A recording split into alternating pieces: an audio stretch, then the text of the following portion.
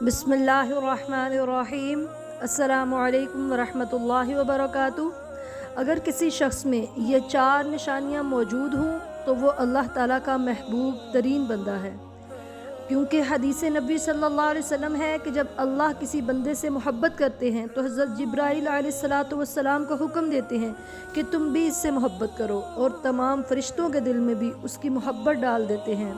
اور پھر فرشتے جو ہیں وہ اللہ کے حکم سے تمام مخلوق کے دل میں بھی اس کی محبت پیدا کر دیتے ہیں۔ سبحان اللہ،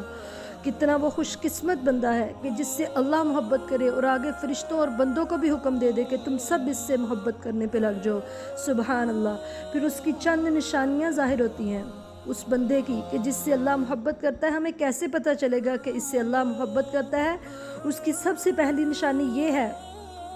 کہ حدیث نبی صلی اللہ علیہ وسلم ہے، ان اللہ یعطی المال لمن احب ولمن لا یحب،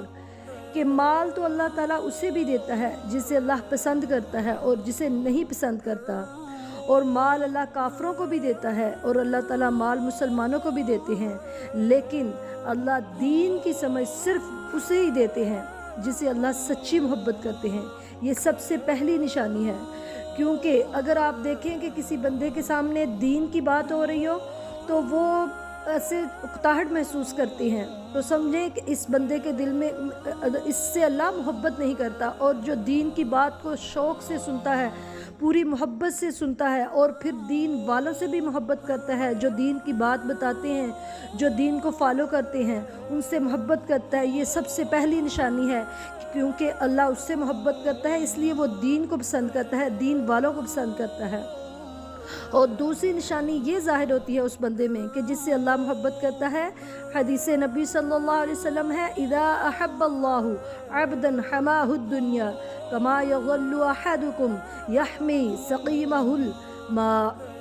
یعنی ترجمہ کیا ہے کہ اللہ تعالیٰ اسے دنیا کے جھنجھٹوں سے بچائے رکھتے ہیں، اللہ تعالیٰ اس کو دنیا کی ذلتوں سے بچائے رکھتے ہیں۔ اب دیکھیں کہ انسان جب نماز نہیں پڑھتا یا دین سے دور رہتا ہے تو اللہ تعالیٰ فرماتے ہیں کہ میں اس کو اتنا زیادہ دنیا کے جھمیلوں میں ڈال دیتا ہوں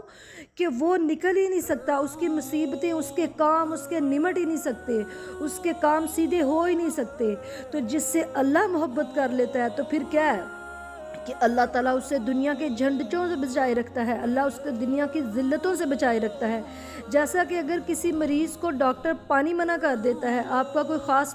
بندہ ہے، خاص آپ کا رشتہ دار ہے، تو اس کو جو ڈاکٹر ہیں انہوں نے اگر پانی منع کیا ہے تو آپ بھی پوری احتیاط کریں گے، اور اسی طرح جب اللہ بھی کسی بندے سے محبت کرتا ہے تو اس سے پھر اللہ تعالیٰ دنیا کی یہ جو نشہ ہے اسی سے بچائے رکھتا ہے۔ سبحان اللہ، کتنی زبردست بات ہے، کیونکہ قرآن میں اللہ نے فرمایا اعلموا انما الحیات الدنیا لعب ولہو، کہ یہ جو دنیا کی زندگی ہے یہ کھیل اور تماشا ہے، اس میں محض اپنی زندگی برباد نہ کرو، بلکہ جس سے اللہ محبت کرتا ہے اس سے بچائے رکھتا ہے، وہ انسان خود بخود ہی نماز، قرآن اور ذکر اور اچھے کاموں میں لگ جاتا ہے جس سے اللہ محبت کرتا ہے۔ سبحان اللہ۔ اور آخر یہ دنیا تو ختم ہونی ہے، زندگی تو ختم ہونی ہے،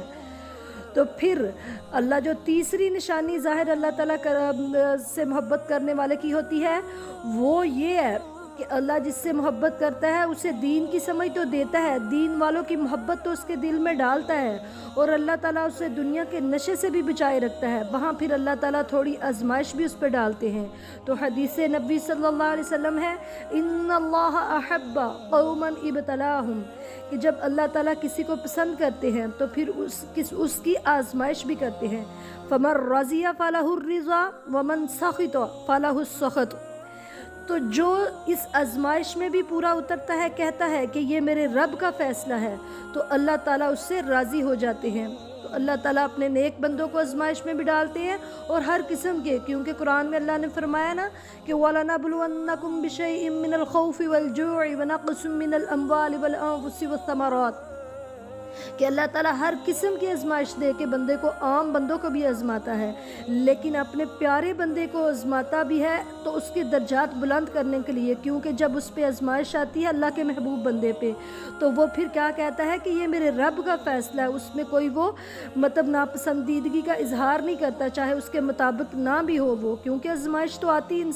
نبیوں پہ بھی اللہ تعالیٰ نے آزمائشیں ڈالی ہیں۔ اور سب سے بڑی بات یہ ہے کہ اللہ تعالیٰ نے اس ہستی پہ بھی بہت زیادہ آزمائش ڈالی جس ہستی جیسا اللہ تعالیٰ نے آج تک پیدا کیا ہے نہ قیامت تک کرنا ہے۔ ان کو بھی آزمائشیں کہاں سے شروع ہوئیں؟ جس دن انہوں نے اللہ کی وحدانیت یعنی توحید کا اعلان کیا، سب سے پہلے دشمن بن کے جو سامنے آئے وہ کون تھے؟ وہ ان کے چچا تھے، جو کہنے لگے جب نبی کریم صلی اللہ علیہ وسلم نے ان کو توحید کی دعوت دی تو وہ کہنے لگا تب لک یا محمد نعوذ باللہ من ذالک، اللہ تعالیٰ معاف کرے کہ تیرے ہاتھ ٹوٹ جائیں محمد صلی اللہ علیہ وسلم، کیا تو نے اس لیے ہم سب کو بلایا ہے؟ اللہ معاف کرے۔ تو یہ بہت ہی جو آزمائشوں والی بات ہے، تو وہ اللہ کے سب سے محبوب ہستی جو ہے اس پہ بھی بے حد آئیں، اور اللہ اپنے محبوب بندوں پہ ہی آزمائش ڈالتے ہیں۔ تو آپ دیکھیں کہ جب آزمائش آتی ہے ہم واو اللہ مچاتے ہیں یا کہ اس پہ اللہ کی رضا سمجھ کے خاموشی اختیار کر لیتے ہیں، تو پھر یہ اس سے ظاہر ہو جائے گا کہ ہم سے اللہ محبت کرتا ہے یا ویسے آزمائش ڈال رہا ہے ہمیں۔ تو پھر کیا کہتے ہیں کہ